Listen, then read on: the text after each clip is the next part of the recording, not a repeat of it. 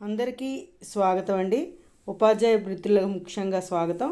అలాగే ఈ విద్యా సంవత్సరానికి మీకు మరి ఒకసారి స్వాగతం చెప్తూ మనం క్లాస్ 2 క్లాస్ 3కి సంబంధించి ఈ సంక్షిప్త కృత్యాలు తెలుగుకు సంబంధించి ఒక చక్కని 10 కృత్యాలను మీకు ఈ వీడియో ద్వారా అందించడం జరుగుతుంది. అంతేకాకుండా మీకు ఈ కృత్యాలు తరగతి గదిలో ఒక 30 నిమిషాల పాటు లేదా 20 నిమిషాల పాటు చేసి నల్ల బల్ల మీద ఎక్కించుకునేటట్టుగా చేస్తే విద్యార్థులు తెలుగుని చాలా సమర్థవంతంగా నేర్చుకుంటారు. దానికి నేను మీకు భరోసా ఇస్తున్నాను. ఓకే, ఒకసారి మొదటి కృత్యం చూడండి. క్రింది వర్ణమాలలో అక్షరాలు చదవండి, వాటితో ఏర్పడే పదాలను సూచించిన విధంగా పట్టికలో రాయండి. ఇది మొదటి కృత్యం. చూసారు, ఇక్కడ వర్గీకరించాలి. 2 అక్షర పదాలు, 3 అక్షర పదాలు, 4 అక్షర పదాలు. వాళ్ళు తద్వారా చెప్తున్న పదాలను ఇగోండి ఈ విధంగా ఒక్కొక్క అక్షరాన్ని చేరుస్తూ ఆ పదాలను తయారు చేస్తున్నారు కదా.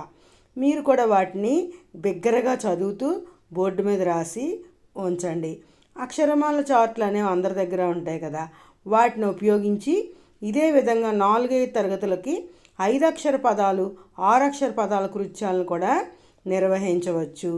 వీటి ద్వారా విద్యార్థులు అంటే ఇక్కడ కృత్యాధారంగా ఉండడం వల్ల వాళ్ళు పాల్గొనడమే కాకుండా చెప్పిన వాటిని గుర్తుపెట్టుకుంటారు. అలాగే రెండవ కృత్యం చూడండి. క్రింది అక్షరాలను కలిపి చదవండి, రాయండి. కింది అక్షరాలను కలిపి చదవండి, రాయండి. చూడండి, ఇక్కడ మనం వీటిని మీకు తెలుసు మైండ్ మ్యాప్ విధంగా కాతో ఒక పద చట్రాలను తయారు చేస్తున్నాం. వాటికి సంబంధించి ఇక్కడ మనం కొన్ని క్లూలు ఇస్తాం. దానిని వాళ్ళు గుర్తించడం ద్వారా ఒక విషయం మర్చిపోకండి, వీటిని ఎక్కువగా ప్రశ్నలను అడిగేది మాత్రం అంటే ఎవరైతే కొంచెం సామర్థ్యాల్లో వెనకబడి ఉన్నారో వారి మీద ఎక్కువ దృష్టి పెట్టి వారి చేత చెప్పిస్తూ ఉండండి. ఇంకా మీకు అవకాశం లేకపోతే ఒక మానిటర్ని పెట్టి వాటి ద్వారా కూడా ఈ కృత్యాలను నిర్వహించండి. చూసారు, ఇక్కడ 2 అక్షర పదాలతో 2 కథ, కళ, కథ అయ్యింది కదా. అలాగే కడవ, కమల, కనక, కరం అనే పదాలు వచ్చేటట్టుగా వాళ్ళు తయారు చేసేటట్టు చూడండి. ఇక్కడ అర్థవంతమైన పదాలు లేదా ఉచ్చారణలో వాడుకలో ఉండే పదాలను కూడా మీరు రకరకాలుగా ఒక్కొక్క రోజుకు ఒక్కొక్క అక్షరంతో ఇవ్వచ్చు. ఇప్పుడు మూడవది, కింది అక్షరాలతో మొదలయ్యే పదాలు రాయండి అని చెప్పి ఒక పట్టికను మీరు ఒక 10 నిమిషాల పాటు కేటాయిస్తూ విద్యార్థుల చేత కానీ బోర్డు మీద రాయించినట్లయితే వారే చాలా త్వరితంగా ఈ పట్టికలో రాసే విధంగా రెడీ అవుతారు. పట్టికలో మీరు 2 అక్షరాలు తీసుకోవచ్చు, 3 అక్షరాలు లేదా 4 అక్షరాలు, అది మీ ఇష్టం. ఈ రకంగా ఆ కృత్యాన్ని నిర్వహించి అదే హోంవర్క్గా ఇంటి పనిగా ఇవ్వచ్చు. ఓకే, కింది పట్టికలోని అక్షరాలతో పదాలను రాయండి. 4వ కృత్యం చూడండి. ఇలా ఒక పట్టికను మనం అప్పటికప్పుడు బోర్డు మీద కేవలం హల్లులతో తీసుకుని లేదా అచ్చులు హల్లులు కలిపి తీసుకునైనా ఇచ్చి వీలైనంత వరకు ఎక్కువ పదాలను తయారు చేయమనాలి. పదాలు అర్థవంతంగా ఉండేటట్టు ప్రోత్సహించాలి. పట్టికలో లేని పదాలను అక్షరాలను వాడొద్దని చెప్తూ సూచిస్తూ ముందుకు సాగినట్లయితే వాళ్ళు మీకు ఎన్నైనా పదాలను అందిస్తారు. వాటిని మీరు బోర్డు మీద రాయించి వాళ్ళ చేత కూడా చదివించేటట్టయితే అదొక రకమైన ప్రాక్టీస్ అవుతుంది. ఓకే, ఇప్పుడు 5వ కృత్యం, పట్టికలోని పదాలను చదివి వాక్యాలు రాయండి. ఇవి రోజుకొకటి చేయించండి, అన్నీ ఒక రోజు వద్దు. మనకి జూలై నెలాఖరు వరకు కొంచెంగా ఈ విధంగా రోజుకి ఒక పావు గంట సేపు కానీ, పెద్ద పిల్లలకైతే ఒక 20 నిమిషాలు, చిన్నపిల్లలకైతే ఒక అరగంట సేపు కానీ మీరు చేసినట్లయితే ఇవి చక్కగా సమర్థవంతంగా తెలుగు అభ్యసించవచ్చు. చూడండి, ఇక్కడ ఆట, వంట, పడవ, పాట, అలాగే ఆడడం, పాడడం అటువంటివి ఇచ్చాం. వాటితో వాళ్ళు ఆట ఆడడం ఆనందం, పడవ నడపడం ఆనందం అలా రాస్తారు. ఓకే, ఇప్పుడు 6వ కృత్యం, క్రింది అక్షరాలను చదవండి, వాటితో పదాలు రాయండి. దాన్ని చూసినట్లయితే ఈ అక్షరాలను ఇలా ఇస్తారు. అంటే ఏవైతే విద్యార్థులు అక్షరాలతో పదాలు చెప్పలేకపోతున్నారో వాటిని ఇవ్వండి. ఇక్కడ సరే, దాతో దవడ, కాతో కనకం, ఈ రకంగా దీని స్థాయిని పెంచుకుంటూ చివరి వరకు కష్టమైన పదాలను కూడా వాళ్ళకి వచ్చేటట్టు చేయాలి. అదే 7వ కృత్యం, జతపరచండి, మళ్ళీ జతపరిచిన వాటిని తిరిగి రాయండి అని కూడా చెప్పచ్చు. ఓకే, సరే, ఇక్కడ ఒకవైపు ఈ విధంగా ఇవ్వడం జరిగింది, రెండో వైపు వాటి యొక్క సరి అయిన జంట పదాన్ని లేదా జోడీని మనం ఇవ్వాలి.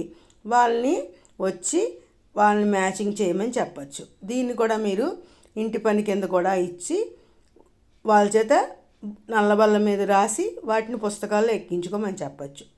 ఇప్పుడు 8వ కృత్యం, ఖాళీలు పూరించండి.